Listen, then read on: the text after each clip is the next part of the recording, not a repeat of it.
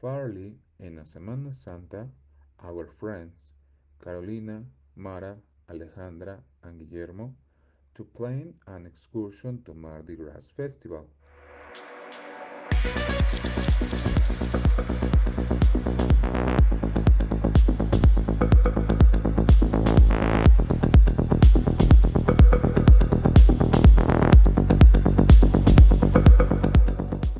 We'll see in Alejandra's house because the way is shorter from Alejandra's house when taking the underground train. Besides, she planned to the trip. Alejandra told us that first we were passing through a breathtaking swamp. Unfortunately, the van got stuck. After 45 minutes, we moved from there. We took a different way until we arrived at the insurer for helping us with the stuck. We had been waiting for the next bus, but there were only two sets. So, Carolina and Alejandra suggested going ahead to get to the underground train that would connect with the station where the insurance agency was. They were waiting the subway when Carolina realized that a fisherman had kept an eye on them. Almost mumbling, she said like she had told me anything else so as not get me scared and to be discreet in it. I remembered I had seen a tall man with a black classic trench coat and hat. It was admirable because it had been a too hot week. So they let the first underground subway pass to rule out the possibility that he was following them. Oh no, it was a bummer. He also stood there as he was staring into the distance. I felt goosebumps. We did not hesitate to get on the next wagon that had arrived at the station. By the time we had gone up, he also went up. It was utterly outraged. We were trying to get in calm and looking for a quickly getaway. They were standing. The wagon was full. I could catch a glimpse amongst the people, and at the end where the windows were, I saw through the man with the French coat peeping at us. Carolina came up with the idea of being closer or familiar with. Next of us was a family of Asians. We approached them and broke down barriers to let them know about our situation. Fortunately, they supported us and we kept on with it until we arrived with the rest of the guys.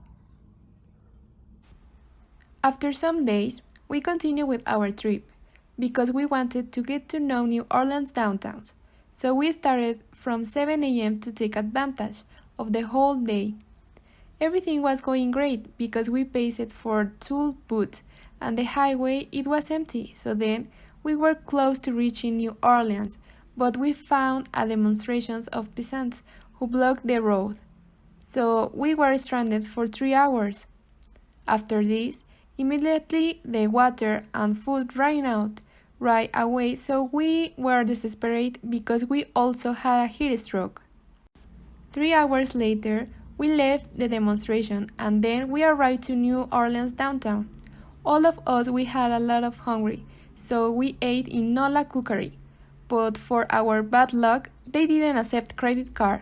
So Carolina went for cash to the bank and we were waiting for her at the restaurant.